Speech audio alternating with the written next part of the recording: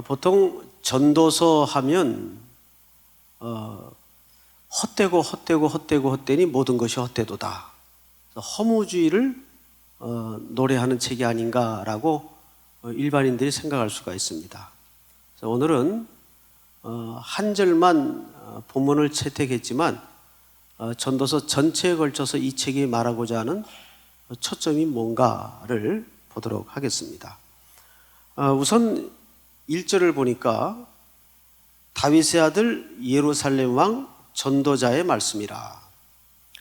여러분, 이 성경은 이제 번역 성경입니다. 그러다 보니까 좀 아쉽게도 원문에 좀 미치지 못하는 번역들이 가끔 있어요. 원문을 보면 이 순서가 이렇게 되어 있질 않고 전도자의 말씀이라 다윗의 아들 예루살렘 왕. 그래서 전도자가 제일 앞에 와 있어요. 순서가 뭐 이렇게 중요하냐?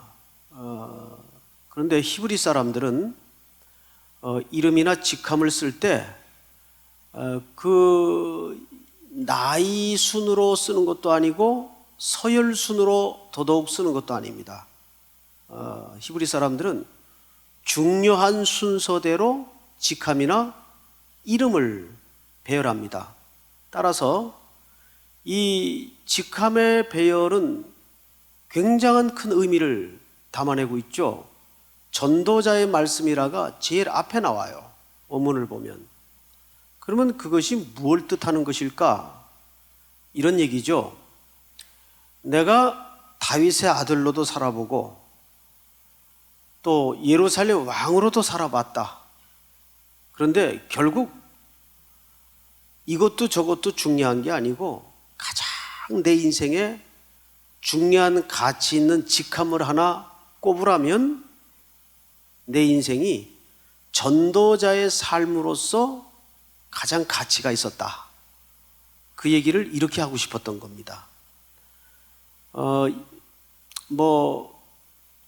왕을 지내보지 못한 사람이 그런 얘기를 했다면 자기가 그 왕의 권력이 주는 맛을 알아? 이렇게 얘기할 수 있겠죠. 그런데 솔로몬이 누굽니까? 눈으로 원하는 것은 다 만져보고 가져보고 경험했던 사람이에요. 그런데 그가 다윗의 아들로도 살아보고 예루살렘 왕으로서도 살아봤지만 인생의 가장 중요한 것이 전도자의 삶, 이것보다 중요한 것은 없더라. 그래서 그 직함을 사실은 원문에 보면 제일 앞에 놓습니다. 자, 그러면 여기서 이 책명이 된 전도자 또는 전도서, 이 말을 히브리 말로 코헬렛이라고 얘기를 합니다. 한번 따라서 해볼까요? 코헬렛. 다시 한번 합니다. 코헬렛. 자, 이 코헬렛이라는 말이 전도서라는 뜻인데 이 무슨 뜻인가? 여긴 두 가지 의미가 있어요.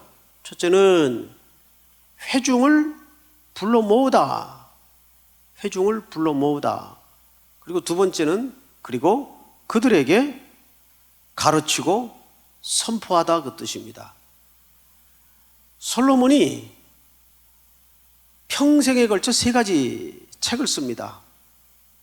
제일 먼저 가장 젊었을 때 경험을 바탕으로 쓴 책이 아가서입니다. 아가서는 아주 농도 깊은 한 왕과 피부가 까만 술람미 여인의 사랑의 이야기가 담겨져 있죠.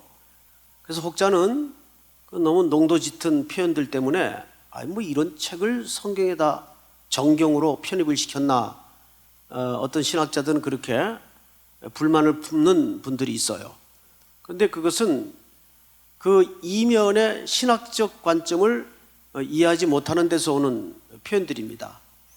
물론 아가서는 솔로몬이 젊은 날을 배경으로 한 남자와 한 여인의 깊은 사랑의 이야기를 아주 농도 깊은 표현으로 썼지만 그걸 넘어서서 뭘 암시하는 메시지가 담겨 있는가 하면 장차 우리의 신랑이신 예수 그리스도와 그의 신부가 될 교회가 어떻게 뜨거운 사랑으로 결합하고 연합할 것인가를 그 메시지 속에 담아내고 있는 겁니다. 그래서 아가서는 단순한 한 남녀의 사랑 이야기가 아니라 그 이야기를 뛰어넘어서 장차 오실 예수 그리스도와 영원한 그의 신부가 될 교회, 즉 오늘 성도들을 십자가의 사랑으로까지 승화시켜서 어떻게 하나님이 아들 예수 그리스도를 통해 몸된 교회를 사랑했나, 이 메시지가 담겨져 있는 책이 아가서입니다. 그리고 그는 조금 나이가 먹어서 인생의 전성기를 맞겠죠. 그때 쓴 책이 잠언서입니다. 잠언서는 굉장히 단도직입적이고 직선적인 표현들이 많아요. 이렇게 하면 망한다, 이렇게 하면 실패한다, 이렇게 하면 패망한다, 이렇게 하면 죽음뿐이다.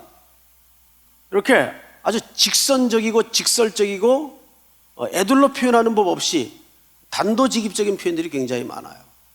그것이 솔로몬이 인생의 절정기에 썼던 교훈들입니다. 그리고 그도 이제 나이가 먹겠죠. 그리고 슬슬 권력의 누수 현상이 이곳저곳에서 벌어집니다. 그는 평생에 걸쳐서 한 1000명의 여인과 관계를 하면서 살았죠. 본부인 300, 그리고 첩 700, 합이 1000입니다. 남자분들이 아주 입맛을 다시는 것 같은데 좋을 거 하나 없어요. 하나 거느리고 사는 것도 힘든데 1000명을 거느렸다고 한번 생각을 해보세요. 그게 좋을 리 있겠나? 전혀 좋을 게 없습니다. 그저 한 부인 귀한 줄 알고 사는 것이 큰 은혜고 큰 복인 줄 믿으시기 바랍니다. 별로 아멘 소리가 신통치 않아요. 그런데 솔로몬이 1000명의 이방 여인을 함께 했다는 것은 무슨 뜻인가 하면 단순한 얘기가 아니라 그렇게 성적인 탐닉을 했다, 이런 차원이 아니고, 그는 그 정도의 많은 여인들을 경험하면서 그 여인들이 끌고 들어온 우상들, 그리고 신들, 또 그들의 철학적인 세계, 문화, 인생관을 다 겪은 거예요. 그러면서 그도 이 종교 혼합주의에 빠지게 됩니다. 순수한 여호와의 신앙이 점점 섞여서 혼합주의에 빠지는 불행을 맞게 돼요. 그리고 그것이 결국은 이스라엘 나라를 남유다와 북이스라엘로 갈르게 만드는 중요한 단초가 됩니다. 이제 그도 권력을 슬슬 내려놓을 나이가 되어서 어찌할 수 없는 시기쯤에 쭉 걸어온 길을 되돌아봐요. 그리고 이제 이 전도서를 쓰게 됩니다. 인생의 황혼을 맞으면서 특별히 사랑하는 젊은이들에게 이 글을 써요. 너희들만은 내가 겪었던 시행착오와 이 아픔을 겪지 말았으면 좋겠다 하는 마음으로 절절한 사연을 담아서 이 글을 써요. 이렇게 쓴 책이 바로 아가서, 잠언서, 전도서입니다. 자, 그런데 오늘 2절을 좀 볼까요? 전도자가 이르되 헛되고 헛되며 헛되고 헛되니 모든 것이 헛되도다. 여러분, 여기 헛되도다라는 말이 몇 번 나옵니까? 5번 나와요. 5번. 근데 이 헛되다라는 말에 담긴 히브리적 어의는 무슨 뜻인가 하면 두 가지 개념이 담아져 있어요. 단순히 염세주의적 의미에서 뭐 살아보니까 다 헛되다. 예를 들어서 송태근이가 돈? 여러분, 그 돈 우스운 겁니다 하면 아마 베델 한인교회 성도님들이 힝 하고 웃을 거예요. 돈도 못 만져본 주제에 뭐 돈을 아르지가?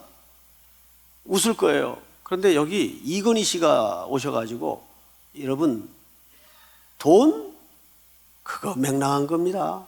그러면 아마 고개를 크게 끄덕거릴 분들이 대다수일 겁니다. 이건희 씨가 그 정도 얘기하면 돈 그거 정말 맹랑한 건가 보다.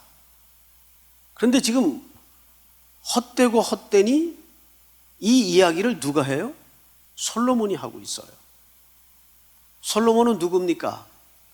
권력의 정점에서 그가 눈으로 요구하는 대로 모든 걸 경험하고 모든 걸 겪고 모든 걸 만지고 모든 걸 실현할 수 있었던 사람이에요.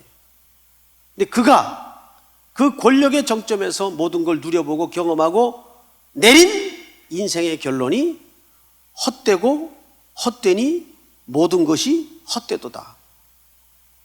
근데 이 헛되다라는 말이 두 가지 의미가 있어요. 첫째는 바람이라는 뜻이 있습니다. 바람. 바람이 분명 존재하는 것 같죠? 잡아요.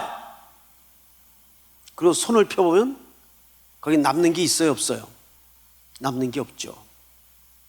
그리고 또 하나 의미가 뭐냐면 거울 앞에 비추인 나라는 뜻입니다.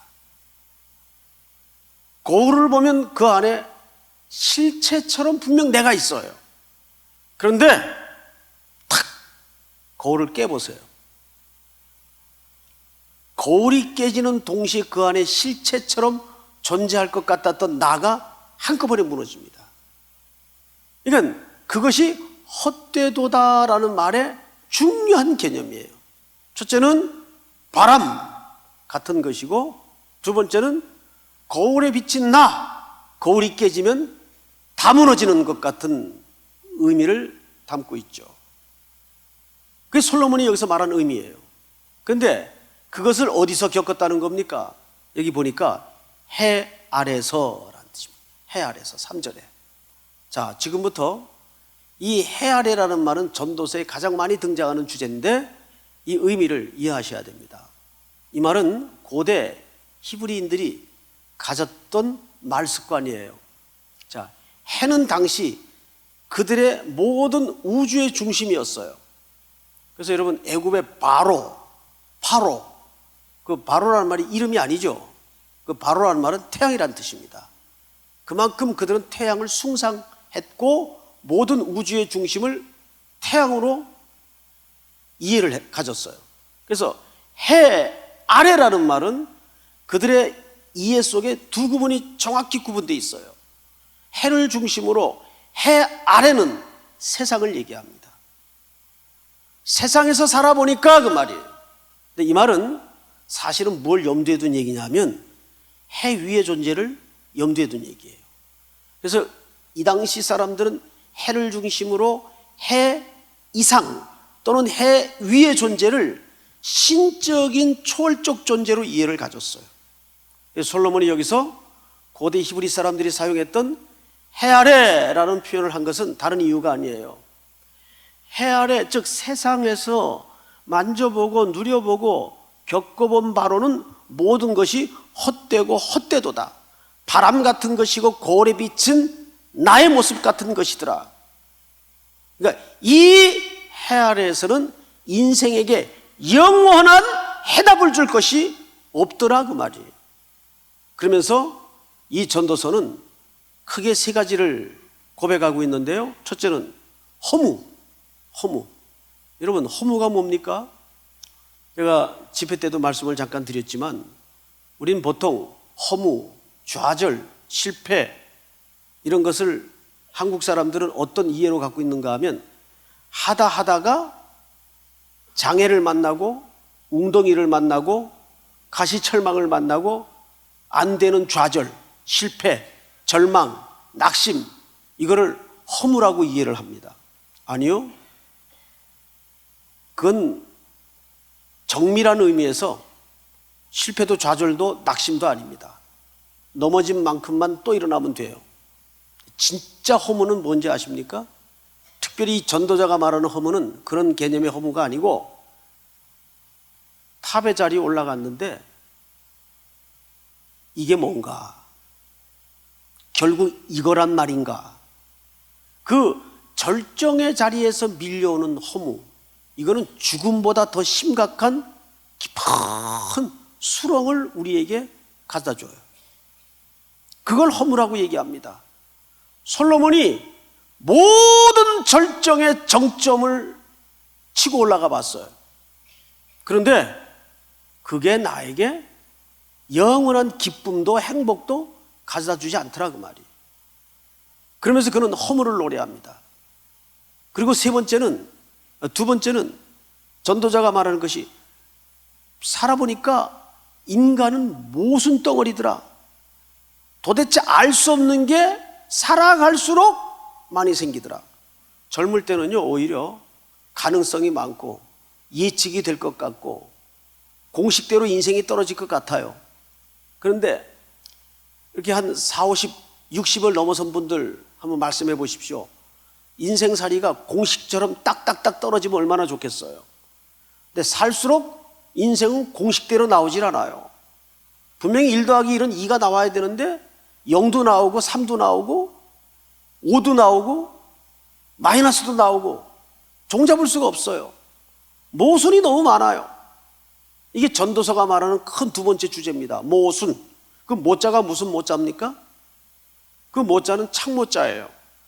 순자는요 방패 순자죠. 이건 중국 초나라 시대에 일화에서 나온 이야기죠. 거리에 좌판에 어느 장사꾼이 창을 하나 놓고 방패를 하나 놓고 무기를 팔고 있었어요. 이 창으로 말할 것 같으면 세계 하나밖에 없는 창으로서 어떤 것도 뚫어낼 수 있는 창입니다. 그리고 선전을 했어요. 사람들이 구름대처럼 모여들었어요. 야, 구경 좀 하자. 사람들이 모여드니까 이 장사꾼이 더 신이 나서 그 옆에 방패를 집어들고 이 방패로 말할 것 같으면 세상에 어떤 것도 막아낼 수 있는 방패입니다. 근데 구경꾼 가운데 꼭 그런 사람이 있죠. 한 사람이 이렇게 물었어요. 당신 말이 진짜라면 그 창으로 그 방패를 향해 한번 던져보십시오. 진짜 뚫을 수 있고 진짜 어떤 창도 안 뚫어지나. 어떻게 됐겠어요?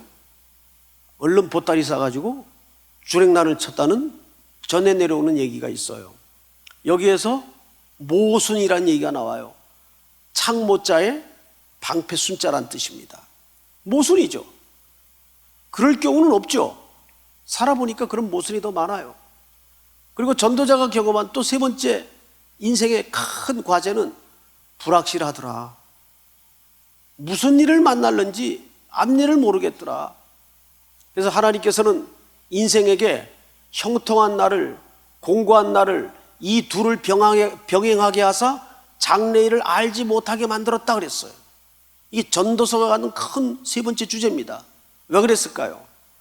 뭐 길겐 말고 한 달 후에라도 좀 미리 알려주시면 우리가 하나님 앞에 신앙생활 더 잘할 수 있을 것 같고 너무 좋을 것 같은데 단 5분 1도 알지 못한단 말이에요. 인생을 예측하지 못하게 만들었어요. 이유는 간단해요. 인생으로 하여금 하나님께만 집중토록 하기 위해서. 인간은 별 수 없어요. 사람은 돈하고 시간이 남으면 딱 하는 거 하나밖에 없어요. 죄 짓는 일밖에 안 해요. 아니면 아니라고 한번 얘기해 보세요. 맞습니다. 그래서 장래일을 알지 못하게 하사 이 둘을 병행하게 하셨다 그랬습니다. 그러니까 우리로 하여금 오직 주님만 집중할 수 있도록 이 세 가지 주제를 전도서를 통해서 말하고 있는 겁니다. 그래서 이 전도자가 크게 이런 질문을 합니다. 오늘 본문이죠. 3절을 보십시오. 해 아래서 수고하는 모든 수고가 사람에게 무엇이 유익한가? 자, 앞을 보세요. 여기 전도자가 물었던 큰 담론이 뭐냐면 무엇이 유익한가? 해 아래서. 해 아래는 유익한 게 없더라 그 말이. 질문이 아니라 반어법을 통해서 묻는 거죠. 무엇이 유익한가? 이 히브리 말을 가만히 들여다봤더니 이것이 무엇이 유익한가라고 번역을 했지만 정직하게는 이런 뜻입니다. 무엇이 영원한가라는 뜻입니다. 그러면 인간에게 무엇이 영원한가? 오늘 성경은 사실상 이 무엇이 영원한가라는 질문을 통해서 세 가지 큰 주제로 우리를 시선을 모으고 있습니다. 첫 번째 뭐냐면, 자, 우리 히브리서 13장 8절을 한번 띄워보세요. 자막을 좀 볼까요? 자, 이거는 보너스로 띄워주는 겁니다. 자, 우리 다 같이 시작.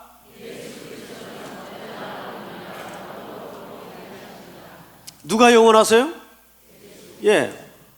무엇이 유익합니까? 첫째가 예수 그리스도가 영원하세요. 자, 두 번째 마태복음 24장 35절 다 같이 시작. 두 번째는 무엇이 영원합니까? 하나님 말씀 외우셔야 됩니다. 그 다음에 세 번째는 무엇이 영원한가? 시작.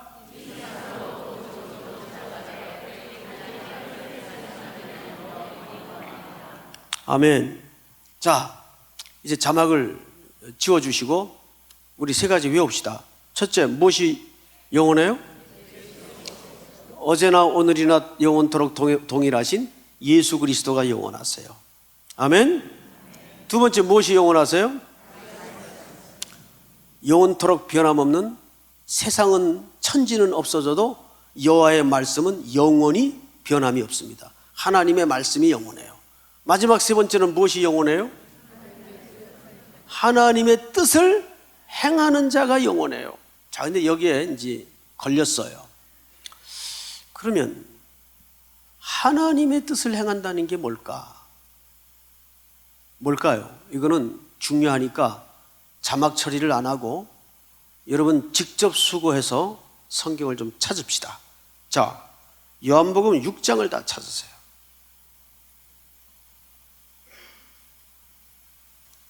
요한복음 6장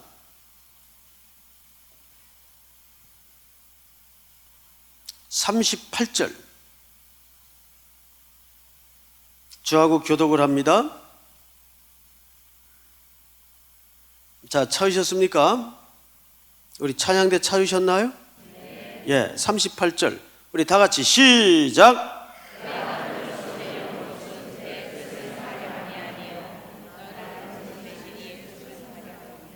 읽다가 맙니까?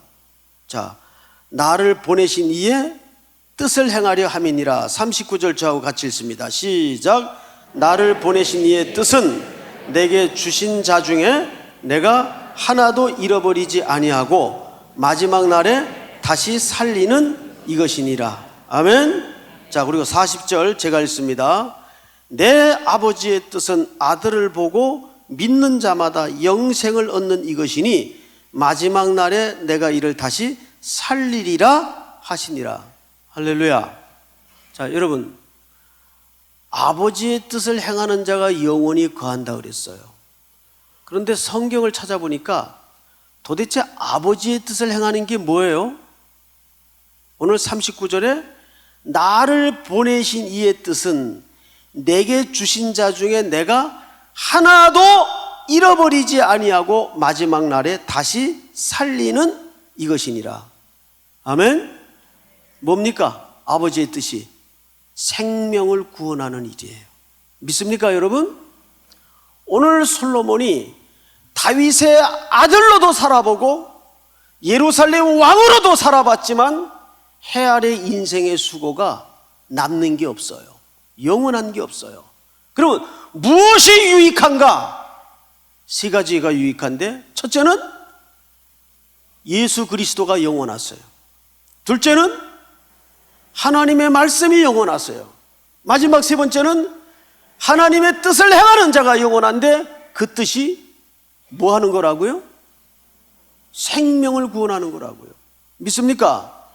그러니까 여러분들의 모든 직업은, 모든 밥벌이는 부업이고 무엇이 본업이어야 합니까? 생명을 구원하는 것이 본업이어야 됩니다. 믿습니까?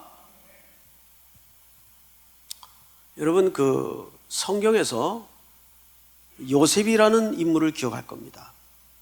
이 요셉은 17 나이에 이상한 꿈을 하나 꾸게 돼요. 근데 처음에는 이 꿈이 무슨 뜻인지 못 알아먹었던 것 같아요. 형들한테 눈총을 받고 아버지한테 주의를 받았어요. 다시는 그런 꿈 꾸어도 나불거리지 마라. 근데 얘가 머리가 좀 모자랐는지 똑같은 패턴의 꿈을 꿨는데 또 가서 형들한테 철삭거리고 얘기를 하는 바람에 형들의 분노를 사게 됩니다. 저 자식이 정말 아빠가 이뻐하고 오냐오냐 하니까 이제 별 망치간 꿈을 다 꾸네. 뭐 어째?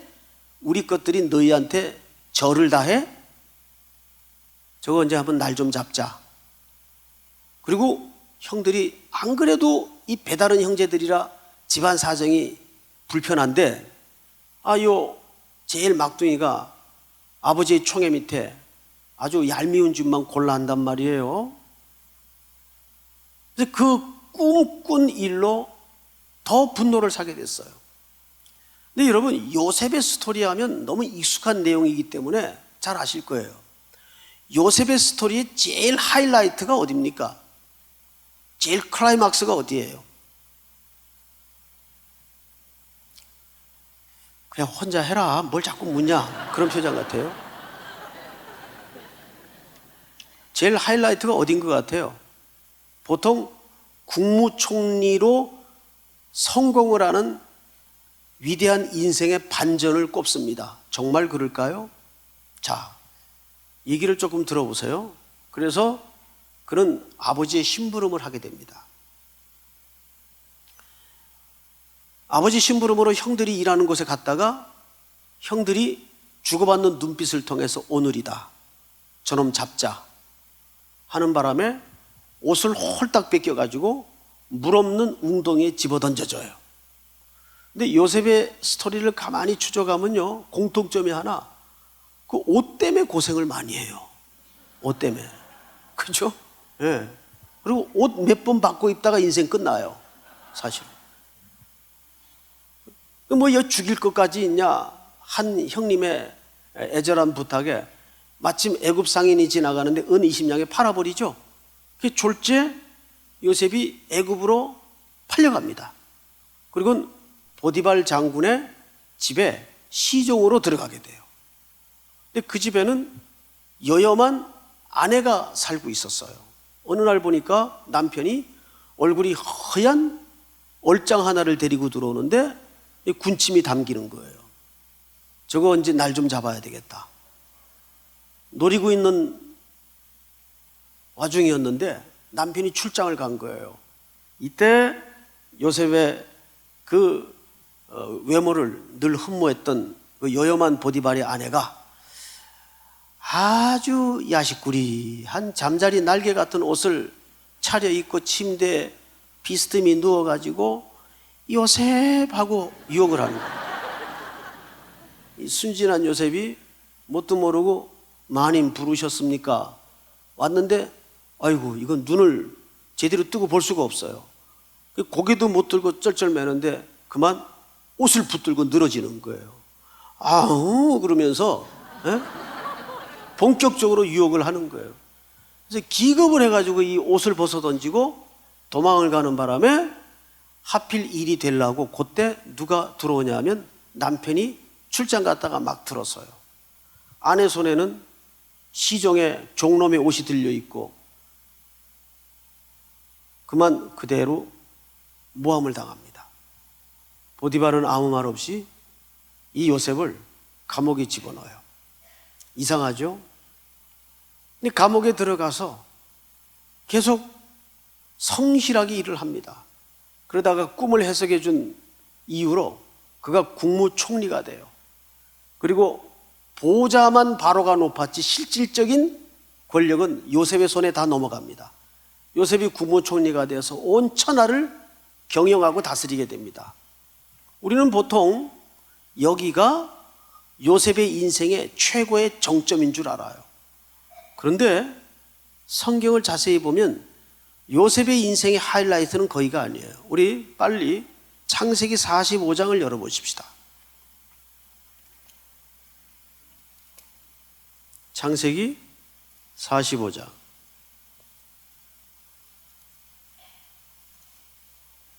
창세기는 구약에 있습니다. 구약 45장 1절서부터 제가 좀 읽겠습니다. 눈으로 성경을 보시고 귀는 열어서 들으십시오. 요셉이 시종하는 자들 앞에서 그 정을 억제하지 못하여 소리질러 모든 사람을 자기에게서 물러가게 가라 하고 그 형제들에게 자기를 알리니 그때 그와 함께한 다른 사람이 없었더라. 요셉이 큰 소리로 운이 애굽 사람에게 들리며 바로의 궁중에 들리더라. 요셉이 그 형들에게 이르되 나는 요셉이라 내 아버지께서 아직 살아계시니까 형들이 그 앞에서 놀라서 대답하지 못하더라. 앞을 보세요. 자, 여러분, 형들은 요셉을 알아봤어요? 못 알아봤어요? 못 알아봤어요. 근데 요셉은 한눈에 형들을 알아봤습니까? 못 알아봤습니까? 인생사가 늘 그래요. 때린 놈은 잊어요. 근데 맞은 놈은 어떻게 잊어요? 어떻게 잊어요? 근데 때린 사람은 늘 잊고 살아요. 드디어 양자가 커밍아웃을 하는 현장이에요. 형들이 기겁을 합니다. 아니, 이 대국의 재상이 그때 그 애굽으로 팔려가 생사를 알지 못하고 죽은 줄만 알았던 그 요셉이란 말인가? 그리고 자, 4절을 같이 읽습니다. 시작.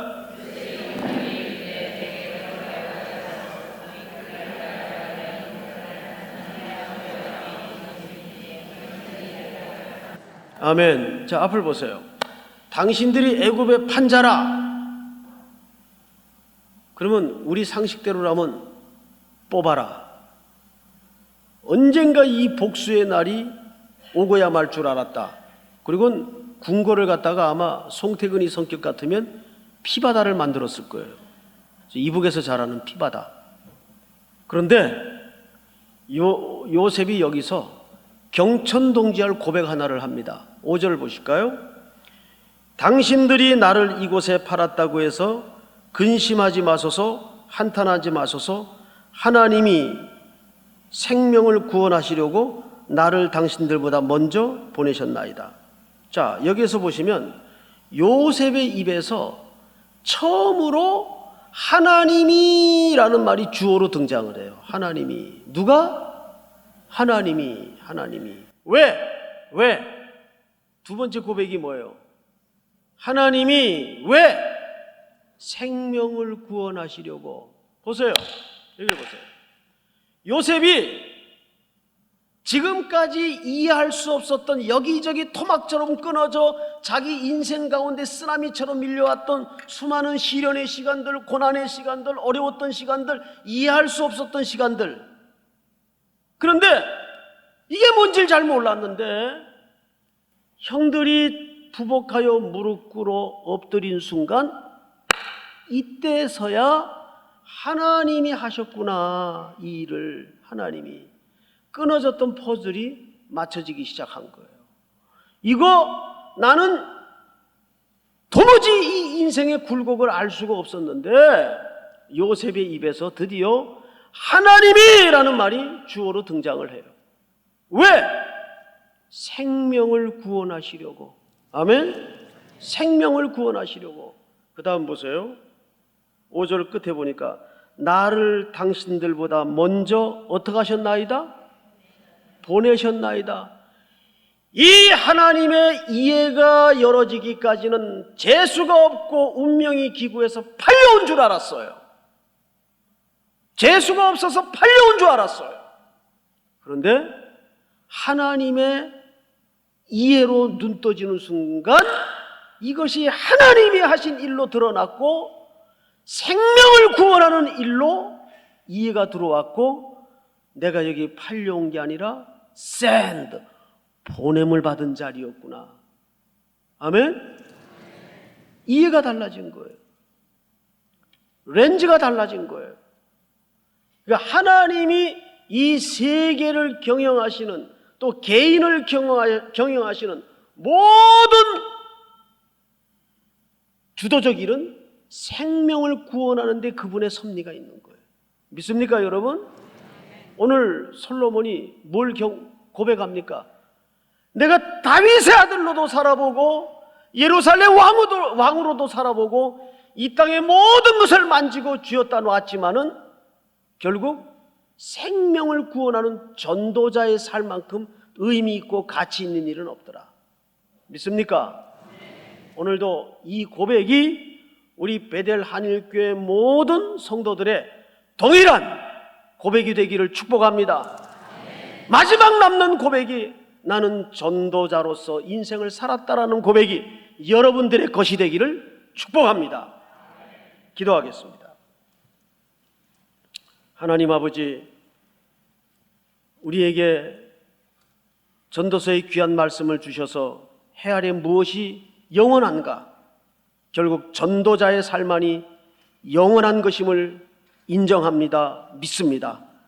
모든 성도들의 가슴 속에 생업은 부업이 되게 하시고 전도자의 삶이 본업이 되는 은혜를 고백케 하여 주시옵소서.